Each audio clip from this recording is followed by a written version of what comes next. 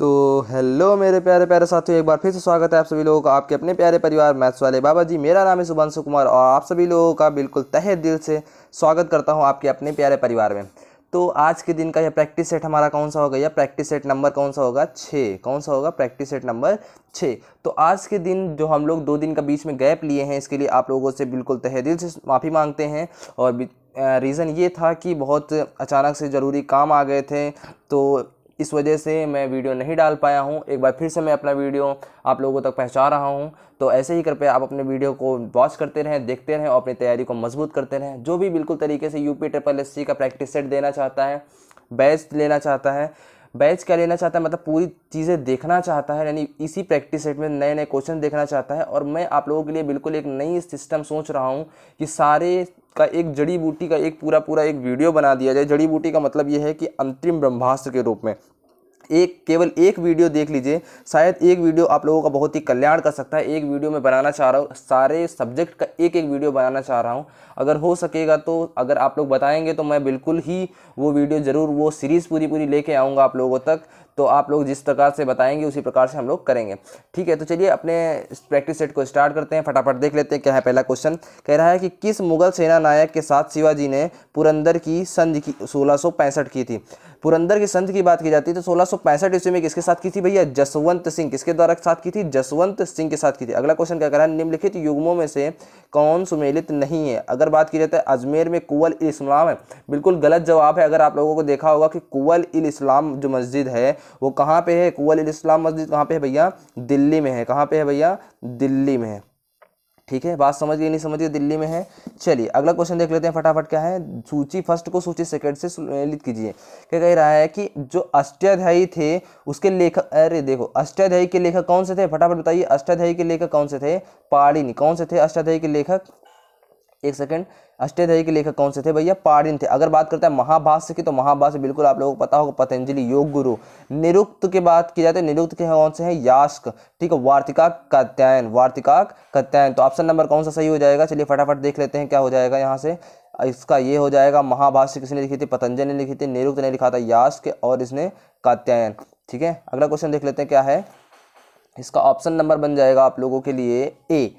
ठीक है, option number A. अगला क्वेश्चन फटाफट देख लेते हैं। निम्नलिखित मौर्य शासक बौद्ध धर्म के अनुयायी थे? कौन सा बौद्ध मौर्य शासक था जो बौद्ध धर्म का अनुयायी था? बौद्ध धर्म का अनुयायी आप लोगों को बहुत अच्छे से पता हो। सबसे पहले तो कौन सा था? अशोक। और कौन सा था भैया?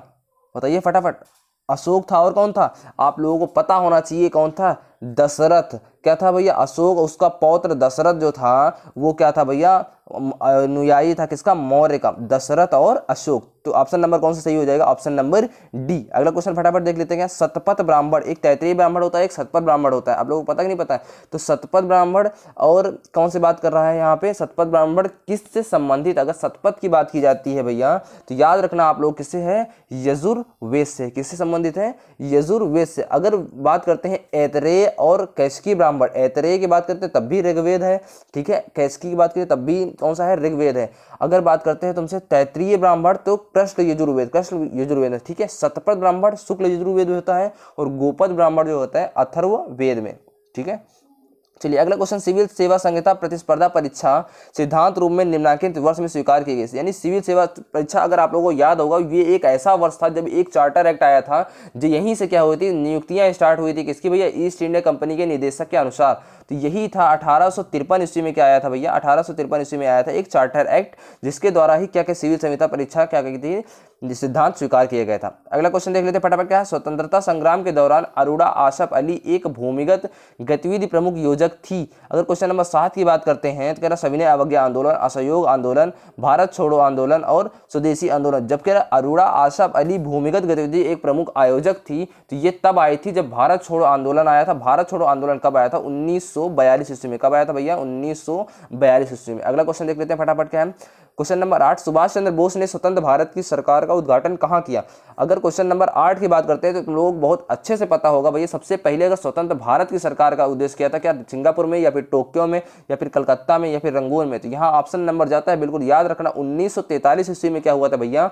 यह जो स्वतंत्र भारत जो सरकार था इसका उद्घाटन किया था कहाँ पे, सिंगापुर में। ठीक है, अगला क्वेश्चन देख लेते हैं क्या कह रहा है कि निम्न में से कौन सी जोड़ी सही है। राम प्रसाद बिस्मिल द्वितीय लाहौर षड्यंत्र केस, सूर्यसेन चटगांव केस, भगत सिंह काकोरी षड्यंत्र, चंद्रशेखर आजाद दिल्ली बम कांड। 9th नंबर का अगर फटाफट देख लेते हैं तो आप लोगों को पता होगा सूर्यसेन कौन है, सही है की बात कर रहा है, तो सही है कौन सा भैया, जो सूर्यसेन थे वो कौन से थे, चटगांव केस से। ठीक है, अगला क्वेश्चन देख लेते हैं क्या कह रहा है, भारतीय प्रेस की स्वतंत्रता का प्रणेता किसे कहा जाता है। अगर भारतीय प्रेस की स्वतंत्रता का प्रणेता की बात करता है तो यहाँ पे कौन हो जाएगा, अगर Augustus Hickey, Charles Metcalfe, McGrath या डिजारेली, तो बिल्कुल याद रखना ऑप्शन नंबर बिल्कुल बी, चार्ल्स मेटकाफ ही है भैया भारतीय प्रेस की स्वतंत्रता का प्रणेता। अगला क्वेश्चन देख लेते क्या है, स्वतंत्र राज्य अमेरिका के दक्षिणी कैलिफोर्निया में मृत घाटी है। अगर मृत घाटी की बात करती है तो आप लोगों को बिल्कुल याद रखनी होती है कौन सी है भैया, रिफ्ट। कौन सी है भैया, रिफ्ट घाटी क्या है, मरी हुई घाटी है। ठीक है, अगली क्वेश्चन देख लेते हैं क्या, फ्रांस तथा स्पेन के बीच सीमा बनाने वाला पर्वत कौन सा है।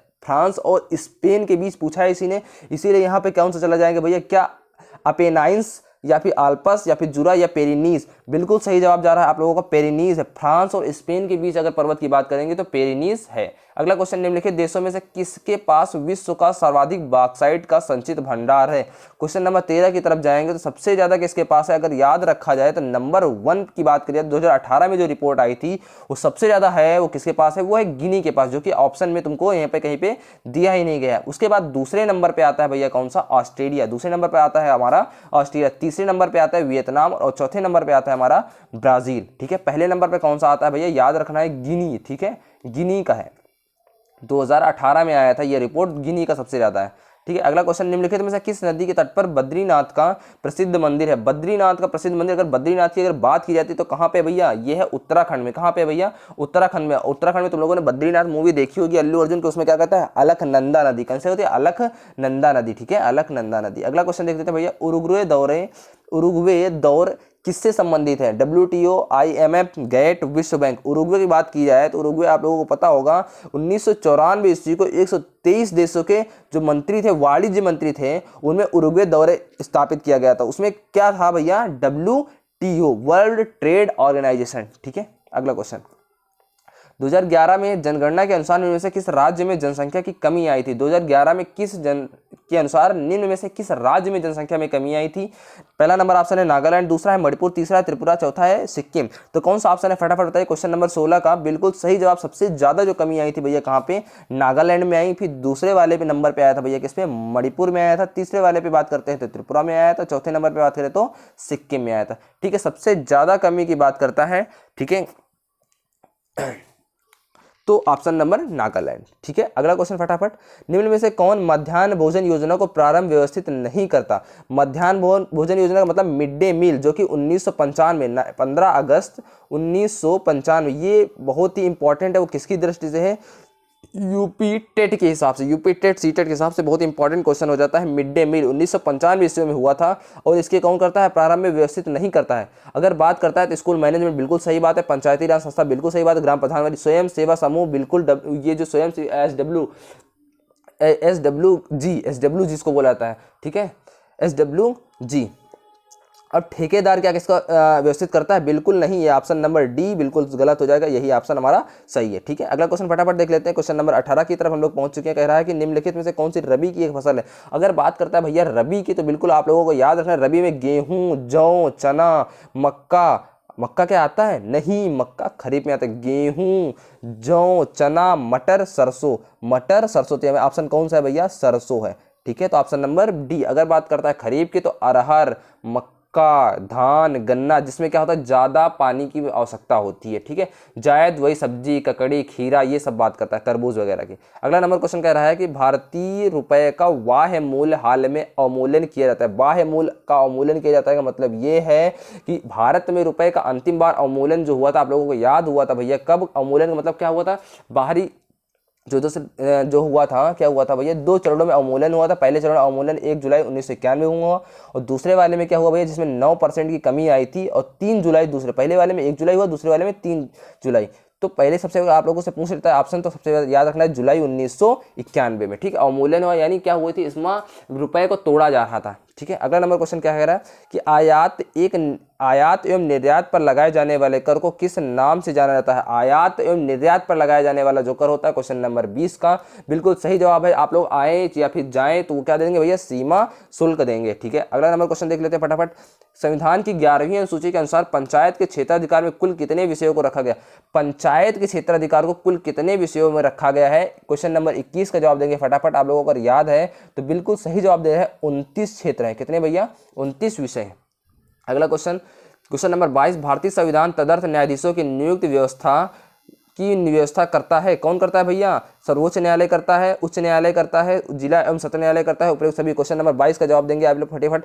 क्या हो जाएगा फटाफट बताइए, सर्वोच्च न्यायालय, उच्च न्यायालय, जिला सत्र न्यायालय या फिर उपयुक्त सभी। क्वेश्चन नंबर 22 का जवाब आता था भैया, अगर याद करें न्यायाधीशों की नियुक्ति की तो उसके बाद सर्वोच्च न्यायालय है न्यायाधीशों की क्या करता है भैया, नियुक्त करता है। क्वेश्चन नंबर 23 की अगर बात करते हैं, केंद्र राज्य सरकार पर डॉक्टर पीवी राज मन्नार समिति गठित की गई थी। केंद्र एवं राज्य संबंध में डॉक्टर पीवी मन्नार समिति की बात किया जाए तो क्वेश्चन नंबर 23 का आप लोगों को याद होगा, पीवी मन्नार समिति कैसी थी भैया, तमिलनाडु सरकार द्वारा केंद्र सरकार के संबंध में एक समिति गठित की गई थी। ठीक है। तो इसमें किसके लिए गठित की गई थी, आप लोग याद रखें, तमिलनाडु सरकार द्वारा। किसके द्वारा, तमिलनाडु सरकार द्वारा। क्वेश्चन नंबर 24, समान कार्य के लिए समान वेतन। समान कार्य के लिए समान वेतन अगर तुमसे पूछ रहे तो भैया क्या है, तो बिल्कुल याद रखने वाली बात है, आर्टिकल 39 का डी। आर्टिकल 39 का डी है समान वेतन के लिए, समान कार्य के लिए समान वेतन, जो कि हमारे पास क्या है, मौलिक अधिकार है। क्या नीति, बिल्कुल सही बात है, नीति निदेशक तत्व डीपीएसपी है। ठीक है, डायरेक्टिव प्रिंसिपल। अगला क्वेश्चन क्या कहता है भैया, क्वेश्चन नंबर 25, संविधान का कौन सा क्षेत्र भारत की विदेश नीति संबंधित। तो विदेश नीति से संबंधित बहुत ही अच्छा क्वेश्चन आप लोगों के सामने आ चुका है। क्वेश्चन नंबर 25 अगर याद रखें विदेश नीति से संबंधित तो क्या कहेंगे भैया, चलिए बताइए फटाफट। क्वेश्चन नंबर, हाँ विदेश नीति भैया, जिसमें आया था आर्टिकल 51, जो कि क्या हुआ था भैया, याद होना चाहिए तुमको, विदेश नीति में हुआ था लास्ट में, डीपीएसपी का बिल्कुल लास्ट वाला आर्टिकल है, इसी को बोला है विदेश नीति। ठीक है, अंतर्राष्ट्रीय में शांति व्यवस्था स्थापित करना। ठीक है। अगला नंबर क्वेश्चन कह रहा है, निम्न में से कौन सा बर्ड फ्लू, क्वेश्चन नंबर 26 की बात करते हैं, बर्ड फ्लू विषाणु है, H5N1, NH5, NH5, H5N1, कौन सा ऑप्शन सही है फटाफट बताइए। क्वेश्चन नंबर 26 बिल्कुल सही बात, H5N1। अगला नंबर क्वेश्चन देखते हैं क्या है, हृदय की धड़कन को नियंत्रित करने के लिए आवश्यक खनिज है। अगर हृदय की धड़कन को अगर नियंत्रित करना है तो आवश्यक खनिज कौन सा है, क्वेश्चन नंबर 27 का बिल्कुल सही जवाब जा रहा है आप लोगों का, पोटेशियम। पोटेशियम एक ऐसा क्या होता है भैया, खनिज है जो कि हृदय की जो धड़कन होती है उसको क्या करता है भैया, नियंत्रित करता है। अगला नंबर क्वेश्चन क्या कह रहा है फटाफट, निम्नलिखित में से मुख्यतः किसके लिए C10 संख्या गुणता प्रचारण के रूप में प्रयुक्त होती है। C10 संख्या अगर बात करते हैं तो C10 संख्या की बिल्कुल याद रखना, 28 नंबर क्वेश्चन आप लोगों को कौन सा होगा, डीजल। ठीक है। अगला नंबर क्वेश्चन, निम्नलिखित में से कौन सा रसायन कृत्रिम वर्षा में प्रयोग होता है। कृत्रिम वर्षा में आप लोगों को बिल्कुल याद होगा कि याद होता कि नहीं याद होता, सिल्वर आयोडाइड है या पोटेशियम क्लोरेट है या फिर कैल्शियम कार्बोनेट है फिर जिंक आयोडाइड। अगर कृत्रिम वर्षा के लिए आप लोगों से रसायन की बात कर रहे हैं तो कौन सा होता है भैया कृत्रिम वर्षा के लिए, बिल्कुल सही बात है, 1946 ईस्वी में भैया किसने, बी वानगुट ने सिल्वर आयोडाइड विधि द्वारा कृत्रिम वर्षा प्रयोग की थी, सिल्वर आयोडाइड। ठीक है। अगला नंबर क्वेश्चन, रेडियो तरंगों के विक्षेपण के लिए वायुमंडल के निम्नलिखित स्तरों में कौन सा उत्तरदायी। अगर वायुमंडल में रेडियो तरंगे की बात करता है तो कौन सा भाग है भैया फटाफट बताइए, कौन सा है भैया, आयनोस्फीयर। आयनोस्फीयर में ही रेडियो तरंगे क्या पाई जाती है भैया, पाई जाती हैं। ठीक है।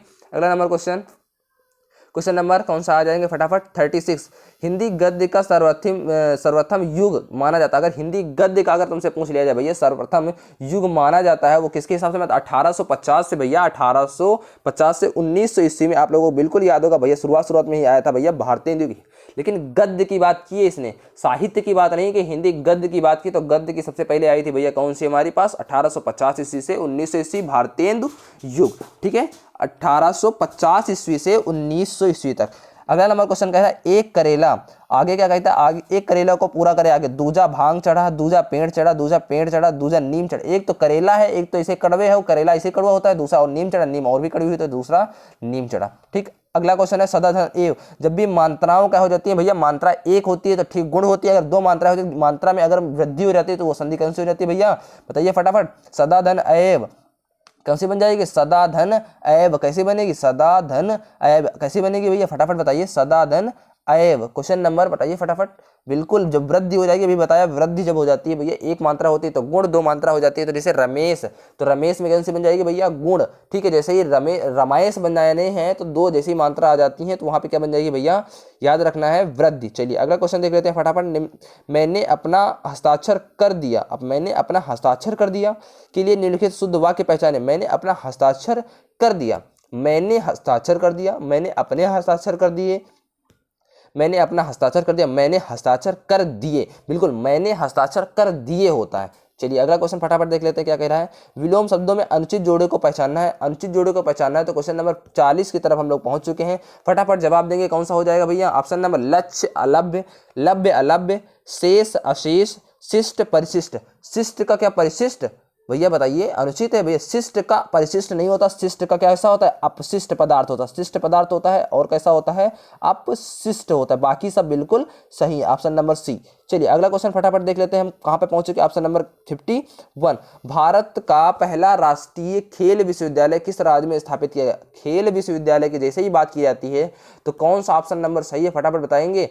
बिल्कुल मणिपुर। कहां से भैया, मणिपुर।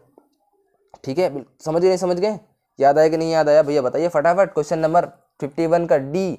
चलिए अगला नंबर क्वेश्चन 55 का, विश्व वानिकी दिवस बहुत बार आप लोगों से पूछता है। पहले नंबर 21 मार्च की मैं बात पूछ लेता हूँ तो 21 मार्च ही होता है हमारे पास मुख्य वानिकी दिवस। अगर 8 मार्च की बात करते हैं तो 8 मार्च याद रखना अंतर्राष्ट्रीय महिला दिवस। कौन सा होता है भैया, अंतर्राष्ट्रीय महिला दिवस होता है। अगर 5 जून तो सभी लोगों को पता है भैया विश्व पर्यावरण दिवस। चलिए अगला क्वेश्चन देख लेते हैं फटाफट। ग्लोबल फुटप्रिंट नेटवर्क की स्थापना किस वर्ष हुई।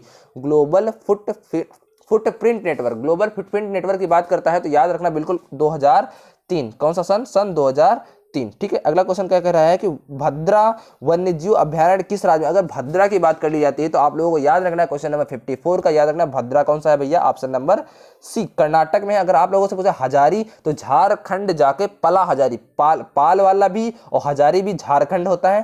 ठीक है, अगर जिम कार्बेट की बात करता है तो उत्तराखंड। अगर उत्तर प्रदेश में आप लोगों से पूछ रहे तो उत्तर प्रदेश में बताइए फटाफट कौन सा है, जल्दी से बताइए। उत्तर प्रदेश चंद्रप्रभा, बिल्कुल सही बात बताएं, चंद्रप्रभा है। ठीक है, अगला नंबर क्वेश्चन नंबर 55 की बात करते हैं। अंतर्राष्ट्रीय न्यायालय का मुख्यालय कहाँ पे। अंतर्राष्ट्रीय न्यायालय में बात की जाती है तो द हेग। कहाँ पे है भैया, द हेग। ठीक है, अगला नंबर क्वेश्चन, अगर इसकी स्थापना पूछ ली जाती है तो भैया याद रखना है 3 अप्रैल 1986। 3 अप्रैल 1900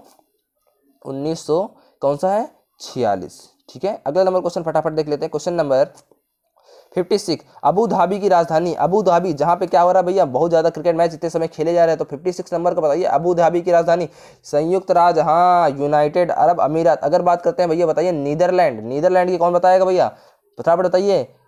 हाँ, एम्स्टर्डम, बिल्कुल सही बात। दक्षिण कोरिया की बात करेंगे तो बिल्कुल याद रखना है सियोल है। कौन सी भैया, सियोल। ठीक है, सियोल। अगर बात करते हैं इटली की तो आप लोगों को याद है भैया कौन सी है, रोम।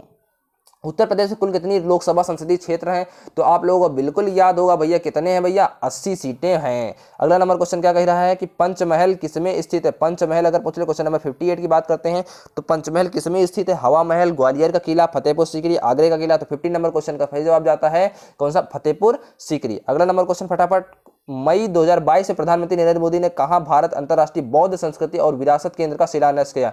बहुत ही इंपॉर्टेंट क्वेश्चन है भैया, बौद्ध संस्कृति और विरासत केंद्र का शिलान्यास जो किया है क्वेश्चन नंबर 59 में, ऑप्शन नंबर कौन सा हो जाएगा भैया, नेपाल में किया है, क्योंकि बौद्ध संस्कृति बहुत ज्यादा वहां पे प्रचलित है। अगला नंबर क्वेश्चन, मई 2022 में फोर्ब्स द्वारा जारी दुनिया के 10 शीर्ष भुगतान पाने वाले एथलीटों की सूची में प्रथम स्थान पाने वाले कौन हुए भैया, रोजर फेडरर, लियोन मेसी, कोनोन मैक्समोर या फिर क्रिस्टियानो रोनाल्डो। तो फटाफट बताइए क्वेश्चन नंबर 60 बिल्कुल सही जवाब है। इस बार फोर्ब्स की 10 सूची में सबसे प्रथम स्थान पाया है भैया लियोनेल मेसी ने। ठीक है, अगला नंबर क्वेश्चन करते हैं 61 का। मई 2022 में किस राज्य ने चारा बिजाई योजना की शुरुआत की है। चारा बिजाई योजना की शुरुआत की है भैया बताइए फटाफट। चारा बिजाई योजना का मतलब है कि चारा की पूर्ति को क्या किया है भैया, चारा की पूर्ति की जाएगी वहां पर। क्वेश्चन नंबर 61 का बिल्कुल सही जवाब है। जहां पर क्या होगा भैया, सबसे ज्यादा खेती होगी हरियाणा। चलिए अगले क्वेश्चन नंबर 62 में, मई 2022 में भारत का सबसे बड़ा व्यापारिक भागीदार कौन सा देश बना है। मई 2022 में भारत का सबसे बड़ा व्यापारिक भागीदार की बात करते हैं, अमेरिका है, चीन है, रूस है, यूएई है। कौन सा भैया फटाफट बताइए। बिल्कुल सही बात है, अमेरिका हमारा सबसे बड़ा भागीदार बन चुका है। अगला नंबर क्वेश्चन, प्रतिवर्ष विश्व तंबाकू निषेध दिवस, प्रतिवर्ष तंबाकू निषेध दिवस। अगला नंबर क्वेश्चन, एक सेकेंड बस, हाँ, क्वेश्चन नंबर 63, प्रतिवर्ष तंबाकू निषेध दिवस। तो यहाँ पे ऑप्शन नंबर 63 का आप लोगों को उस दिन बताया था भैया, कहाँ पर, 31 मई को। कब हुआ था भैया, 31 मई को। अगला नंबर क्वेश्चन फटाफट देख लेते हैं। क्वेश्चन नंबर 64 क्या कह रहा है कि मई 2022 में किस राज्य में भारत का सबसे बड़ा स्वर्ण भंडार खोजा गया है। स्वर्ण भंडार अगर खोजा गया तो आप लोगों को बिल्कुल याद होना चाहिए, कहाँ पे भैया, बिहार में। कहाँ पे खोजा गया भैया, बिहार में खोजा गया है। ठीक है, चलिए अगला क्वेश्चन क्या कह रहा है कि जून 2022 में परम अनंत सुपर कंप्यूटर कमीशन किया गया है। कहाँ पे किया गया है, गांधीनगर, दिल्ली, बनारस या फिर जयपुर। तो क्वेश्चन नंबर 65 का ए बिल्कुल सही जवाब है, गांधीनगर। अगला क्वेश्चन क्या कह रहा है कि वैश्विक मातृपितृ दिवस, वैश्विक मातृपितृ दिवस की अगर बात की जाती है कब मनाया जाता है, तो क्या 25 मई, 1 जून या फिर 11 जून या फिर 12 जून। कौन सा ऑप्शन सही है, फटाफट बताइए। क्वेश्चन नंबर 66 का जवाब है बिल्कुल बी। चलिए अगले नंबर क्वेश्चन की जवाब देते हैं। क्या कह रहा है, भारतीय मूल के प्रसिद्ध लेखक सलमान रुश्दी को किस देश के प्रतिष्ठित पुरस्कार प्रदान किया गया। बहुत ही इंपॉर्टेंट क्वेश्चन है जो कि करंट का है। सलमान रुश्दी को कौन सा भैया सम्मान पुरस्कार दिया गया है। क्वेश्चन नंबर 67 का बिल्कुल सही जवाब ब्रिटेन का दिया गया है। ठीक है, चलिए अगला क्वेश्चन देख लेते हैं फटाफट। क्या कह रहा है, क्वेश्चन नंबर 68, जून 2022 में भजन सोपारी का निधन हो गया, वह संगीत के किस वाद्य यंत्र से संबंधित थे। भजन सोपारी का निधन जो हुआ है वो क्या करते थे भैया, बिल्कुल याद रखना है आप लोग, क्या करते थे भैया, संतूर वादक थे। क्या थे भैया, संतूर वादक थे। अगला नंबर क्वेश्चन क्या कह रहा है कि जून 2022 में जारी पर्यावरण निष्पादन सूचकांक में भारत का स्थान। तो जारी पर्यावरण निष्पादन सूचकांक में अगर आप लोगों को याद रखना है तो क्वेश्चन नंबर 69 का जवाब हो जाएगा। कौन सा होगा, पर्यावरण में बात आती है तो भारत कौन से नंबर पहुंच जाता है, पीछे से बात करो भैया, पीछे से 180 नंबर पे। ठीक है, अगला नंबर क्वेश्चन फटाफट देख लेते हैं क्या है। जून 2022 में अंतर्राष्ट्रीय मैचों में सर्वाधिक रन बनाने वाली महिला क्रिकेट ने संन्यास ले लिया है। क्वेश्चन नंबर 70 बहुत ही इंपॉर्टेंट हो सकता है, पूछा जा सकता है आप लोगों से कि सबसे ज्यादा रन किसने बनाए हैं। तो बिल्कुल याद रखना है भैया, कौन है, मिताली राज है, जिन्होंने क्या लिया है भैया, हाल ही में क्या कर लिया है, संन्यास ले लिया। इन्होंने 10,000 से ऊपर रन बनाए हैं। ठीक है, अगले जो क्वेश्चन है आप लोगों के लिए जो क्वेश्चन देखने को मिल रहे हैं, अब आगे आप लोगों के लिए कैसे क्वेश्चन है, गद्यांश क्वेश्चन है और ऐसे ही क्वेश्चन आप लोगों को देख लीजिए और ये क्वेश्चन आप लोगों को करने हैं। और इस क्वेश्चन की पीडीएफ जो भी इस सेट की पीडीएफ है आप लोगों को टेलीग्राम में मिल जाएगी। आप लोग टेलीग्राम में चेक कर लिया करिए फटाफट। तो टेलीग्राम में पहुंच के आप लोग टेलीग्राम को ज्वाइन कर लें और टेलीग्राम में ऐसे ही पीडीएफ फ्री पीडीएफ पाते रहेंगे और अपनी तैयारी को 4 चांद लगाते रहे। तो बताइएगा आज का प्रैक्टिस सेट कैसा रहा है और कैसी चल रही है आप लोगों की तैयारी, ये भी बताइएगा। और आप लोगों के लिए क्या एक्स्ट्रा किया जाए, कौन सा नया वीडियो लाया जाए, किस टॉपिक पे वीडियो लाया जाए, इस पे भी कमेंट आप लोग जरूर करिएगा। और लगातार हमारे वीडियो को देखते रहिएगा, अपना प्यार हमारे साथ बरसाते रहिएगा और ऐसे ही आप लोगों के साथ हम डेली वीडियो नहीं लाते रहेंगे। तो कृपया हमारे चैनल को लाइक, शेयर और सब्सक्राइब ज़्यादा से ज़्यादा सब्सक्राइब कर दीजिए भाई साहब। और कुछ ही हम लोग बचे हुए हैं सब्सक्राइबर में, 1000 सब्सक्राइबर, जिसमें हम लाइव आ सकते हैं, फिर लाइव हम लोग बिल्कुल पढ़ सकते हैं। तो आप लोग फटाफट बता दीजिए आप लोग क्या चाहते हैं, आप लोग क्या पढ़ना चाहते हैं। तो मैं अपनी वाणी को यहीं पर विराम देता हूँ, मिलते हैं अगली वीडियो में। नमस्कार, जय हिंद। कृपया लाइक, शेयर, सब्सक्राइब जरूर कर दें। जय हिंद।